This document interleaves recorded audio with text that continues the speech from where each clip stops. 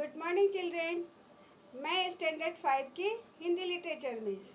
बच्चों, पिछली क्लास में मैं आप लोगों को चैप्टर 4 का बुक एक्सरसाइज करवा रही थी। आज मैं चैप्टर 4 का ही पेज नंबर 44 और 45 करवाऊंगी। तो आप अपनी हिंदी लिटरेचर की बुक निकाल लीजिए और पेंसिल भी और इरेजर भी। तो बच्चों, आप लोगों ने चैप्टर 4 का पेज नंबर 44 खोल लिया। Very good. अब क्वेश्चन नंबर 3 में आ जाइए। नए शब्द बनाइए। यहाँ पर आपका दिया हुआ है, इसे आपको नया शब्द बनाना है जोड़ करके। जैसे प्र प्लस दूषण, दोनों को जोड़कर लिख देना है। नया शब्द बन गया प्रदूषण। पहले से ये लिखा हुआ है आपका। इसके नीचे देखिए, प्र प्लस शांत, प्रशांत, नया शब्द बन गया। प्र प्लस चार, प्रचार। इसी तरह से यहाँ देखिए, प्र प्लस गति, प्रगति। प्र प्लस मान, प्रमाण। प्र प्लस भाव, प्रभाव। ठीक है। अब आ जाइए भाषा बोध में।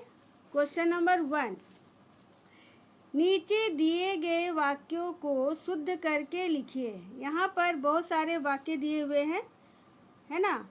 इन वाक्यों को आपको शुद्ध करके लिखना है। ये सारे वाक्य गलत हैं, इसको आपको सही करके लिखना है। नंबर का देखिए, मेरे को सब पता है, ये वाक्य गलत है। इसको सही रूप क्या होगा? इसका सही रूप क्या होगा? यहाँ देखिए, मुझे सब पता है, ये पहले से आपका लिखा हुआ है। नंबर ख में आ जाइए, सब पक्षी उड़ने लगी। ठीक है। यहाँ पर ये लगी क्रिया जो है वो गलत है, क्योंकि पक्षी में तो नर पक्षी भी होगा और मादा भी होगी, इसलिए यहाँ पर लगी नहीं लगे होगा। इसका शुद्ध रूप देखिए, सब पक्षी उड़ने लगे। नंबर ग, बादलों का राजा गुस्सा हो गई। यहाँ पर क्रिया गलत है, यहाँ होना चाहिए गया, क्योंकि बादलों का राजा पुल्लिंग है, इसलिए क्रिया क्या होगी? गया। बादलों का राजा गुस्सा हो गया। अब यहाँ देखिए, सभा समाप्त हो गया। ये गया क्रिया जो है गलत है, यहाँ पर गई होना चाहिए, क्योंकि सभा जो है स्त्रीलिंग शब्द है। यहाँ देखिए, सभा समाप्त हो गई। अब अंगा नंबर देखिए, उन्होंने प्रदूषण कम करने के लिए कई उपाय किया। यहाँ पर क्रिया किया जो है ये क्रिया गलत है, यहाँ पर होना चाहिए किए, क्योंकि कई उपाय ये बहुवचन हो गया ना। उन्होंने प्रदूषण कम करने के लिए कई उपाय किए। बच्चों, यहाँ पर जगह बहुत ज़्यादा नहीं है, इसलिए आप क्या करोगे, यहाँ पर आप लिख सकते हो। यहाँ जो जगह दिख रहा है ना आपको, यहाँ पर आप सुधार करके लिख सकते हो। ठीक है। एक बार अच्छी तरह से ये सब लाइन को देखो।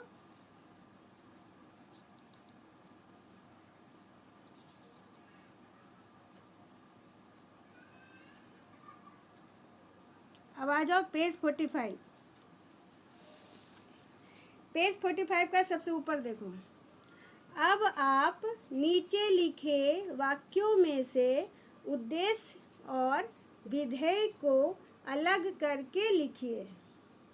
बच्चों, सबसे पहले आपको यह जान लेना जरूरी है कि उद्देश्य क्या होता है और विधेय क्या होता है। उद्देश्य किसे कहते हैं? जिसके बारे में हम बात करते हैं। और विधेय वो होता है जो उद्देश्य के बारे में जो बात करते हैं, यानी उद्देश्य के बारे में बात जो करते हैं वो कहलाता है विधेय। अब इस वाक्य को देखिए आप, पक्षियों के राजा राजहंस ने यह सभा बुलाई थी। अब इस वाक्य में किसके बारे में बात की जा रही है? राजहंस के बारे में बात की जा रही है। ठीक है।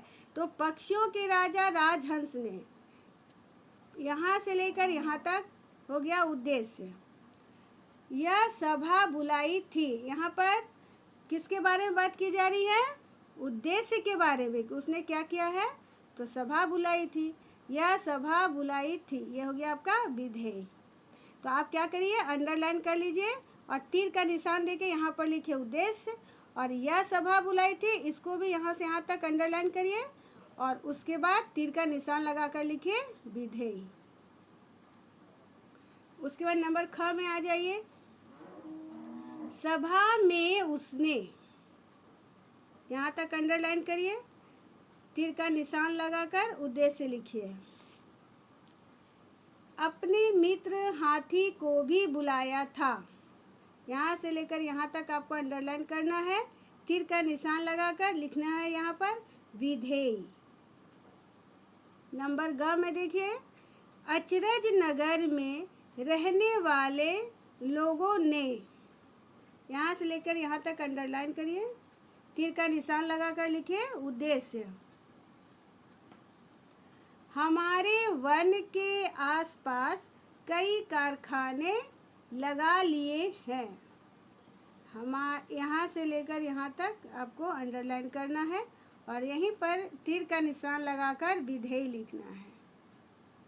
ठीक है, अब नेक्स्ट देखिए, इस समय सारे बादल, यहाँ से लेकर यहाँ तक अंडरलाइन करिए, तीर का निशान लगाकर उद्देश्य लिखिए। हिमालय की ओर जा रहे हैं, यहाँ से लेकर यहाँ तक अंडरलाइन करिए, तीर का निशान लगाकर यहाँ लिखिए विधेय। उसके बाद नंबर अंग, राजहंस और उसके साथी उस पर्वत की ओर उड़ चले।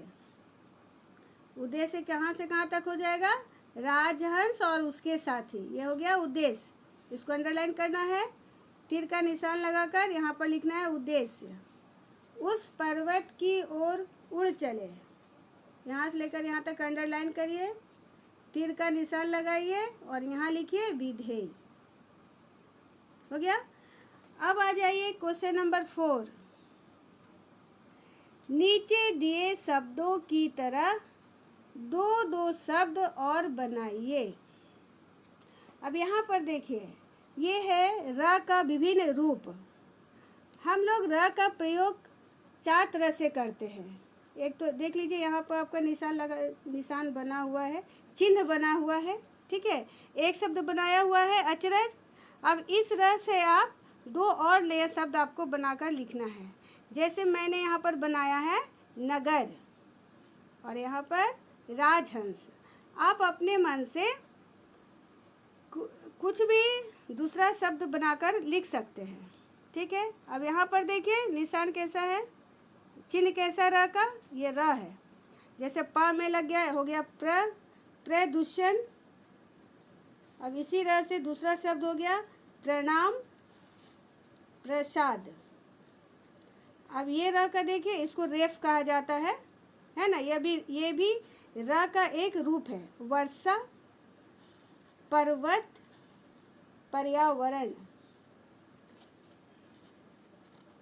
उसके बाद यहाँ देखिए, ये भी र का एक रूप है, ट्रक। इसी तरह से एक और शब्द क्या बनेगा, train,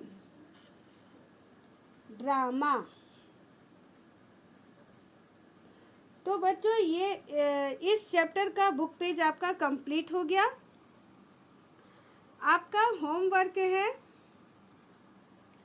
revise question answer of chapter 3। मैं आप लोगों को चैप्टर 3 का प्रश्न उत्तर लिखवा चुकी हूँ, उसी को आप रिवाइज करिएगा। ठीक है, आपका यही होमवर्क है। फिर मैं आपसे नेक्स्ट वीडियो में मिलूँगी। Thank you.